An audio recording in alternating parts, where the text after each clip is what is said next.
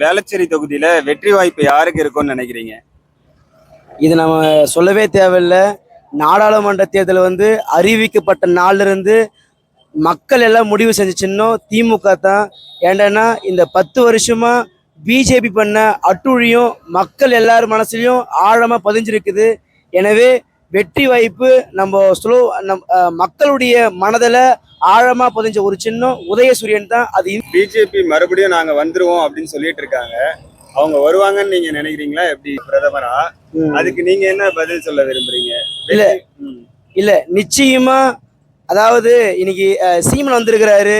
சீமான் போன தேர்தலேருந்தே நான் ஜெயிச்சிருவேன், முதல்வர் ஆயிடுவேன் சொல்லிட்டாரு. ஜெயிச்சாரா?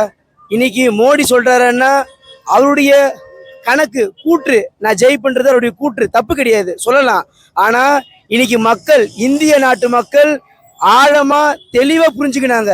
மணிப்பூர் சம்பவம் அனைத்து மக்கள் மனதிலும் ஆழமா பதிஞ்சிருக்குது. அதே மாதிரி குஜராத் அத்ராஸுடைய ஒரு பெண்ணுடைய படுகொலை மக்களுடைய மனசுலயும் குறிப்பா பெண்கள் மனசுல ஆழமா பதிஞ்சிருக்குது. இன்னைக்கு பார்த்தோம்னா இந்திய நாட்டுல பெண்களுடைய ஓட்டு தான் அதிகமா இருக்குது.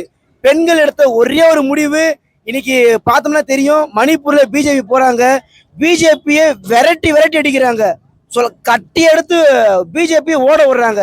இது என்னன்னா எல்லாருக்குமே தெரிஞ்ச ஒண்ணுதான், பிஜேபி நிச்சயமா ஆட்சிக்கு வராது.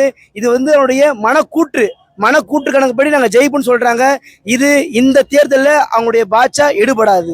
செய்திகளை உடனுக்குடன் தெரிந்து கொள்ள உடனே சப்ஸ்கிரைப் பண்ணுங்க.